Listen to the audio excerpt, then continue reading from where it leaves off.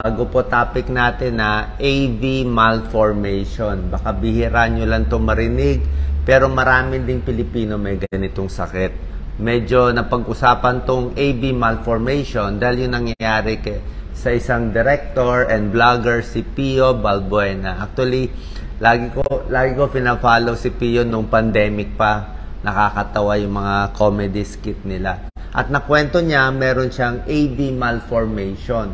Pero yung sa kanya, nakita sa hita. Ito, lagi ko pinapanood to. Si Balong and Robert. Yan ang pangalan nila sa skit nila. So, follow nyo siya, Facebook and YouTube. Nakakatawa, nakaka-relax ang mga mga skits. So, kinuwento niya na yung pinagdadaanan niya. Nagpapasalamat si Pio sa doctors niya, Dr. Abad, Dr. Benavides. Sana ma-interview ko rin kayo one day. Ang sakit niya, sinabi niya, arteriovenous malformation sa ugat bandang hita papuntang upper back. Tsaka maganda yung mga message niya, maging mabait tayo sa ibang tao kasi hindi natin alam kung ano pinagdadaanan nila. So, ano ang AV malformation? Okay? Arteriovenous, maraming part sa katawan, pwede magkaroon nito. Ang pinakadelikado sa utak. Mabuti yung kay Pio, hindi sa utak. Meron din sa lungs, meron sa tiyan, meron sa hita, meron sa kamay, yung sa kanya sa hita. So, at least less serious yun. Ganito po kasi nangyayari. Focus natin na. Ito po artery natin. Ito vein natin.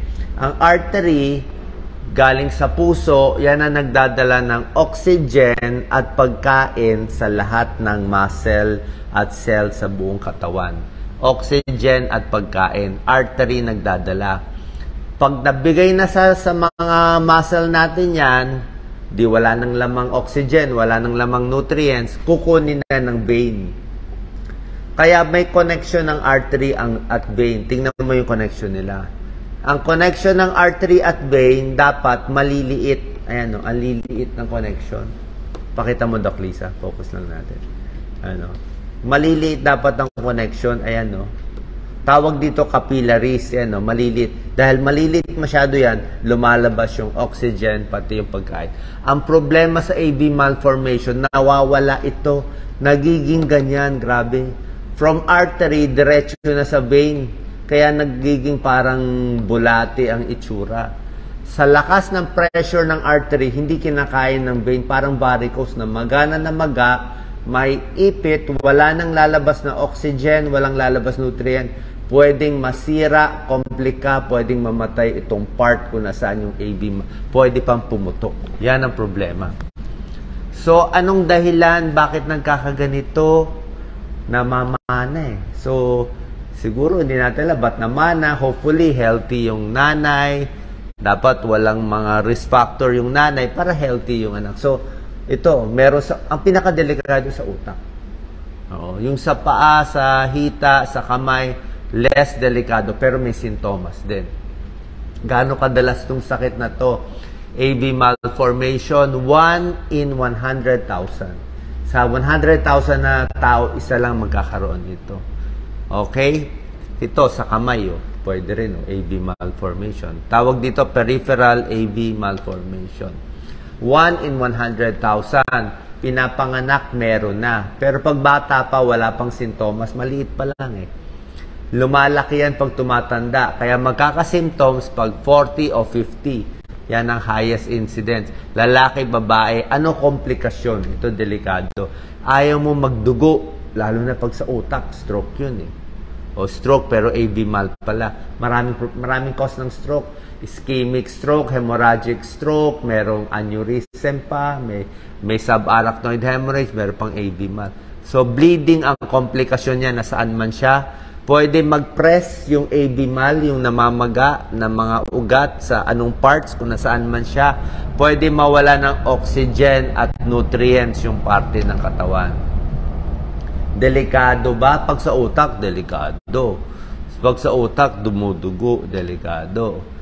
Pag sa utak, ang AV malformation, ito po, for everyone to, kung sa utak ang problem nyo, pwede magkaroon ng bleeding, seizure, headache, paralysis, suka, manhid, Merong AV malformation sa spinal cord. O, pag sa sa likod, spinal cord. Pag ito, back pain at nanghihina yung mga muscle sa paa. Pwedeng ganyan.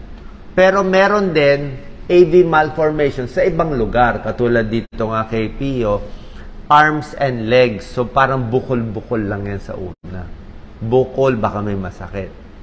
Kung yung AV malformation nasa baga, pag ubo, may dugo.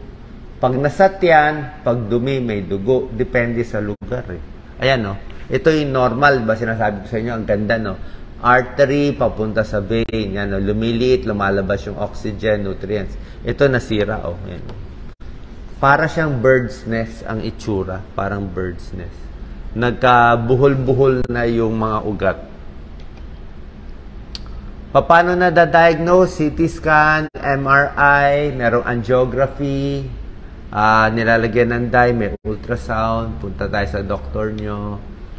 Anong doktor pupuntahan? Actually, mahirap itong case. Pwede sa surgeon, pwede sa family medicine, internist muna. Ano gamutan? Ang gamutan dito, pinakamaganda kung accessible. Sabihin, nasa labas ng katawan o nandito, hindi wala sa ulo, operahan agad, tanggalin. Pag nasa utak, kung medyo nasa labas, medyo kaya, pero kung malalim, mahirap. So, surgery, pinakamaganda. Merong embolization. Maglalagay lang ng wire, tapos maglalagay sila ng substance. Parang, embolize is parang hindi naman sinusunog. Parang pinapatigas niya. Naglalagay siya ng chemical, pinapatigas niya to para ma-block na niya. So, para mula artery to vein, hindi na natutuloy yung dugo. Parang binarahan na niya. Kumbaga sa sinemento na niya, pinatigas niya, embolization. Merong gamma knife radiosurgery. This is a new approach na radiation para din magpeklat ito at hindi na gumana. Diba? Kasi pag daan ng daan yung dugo dyan, laki ng laki yung vein, laki ng laki, pwede pumutok. Okay? Pwede ma-prevent, namamana, hindi ma-prevent, congenital Pero kung meron tayong sintomas, punta tayo sa doctor. At na-check ko lang sa Facebook, meron mga patient groups.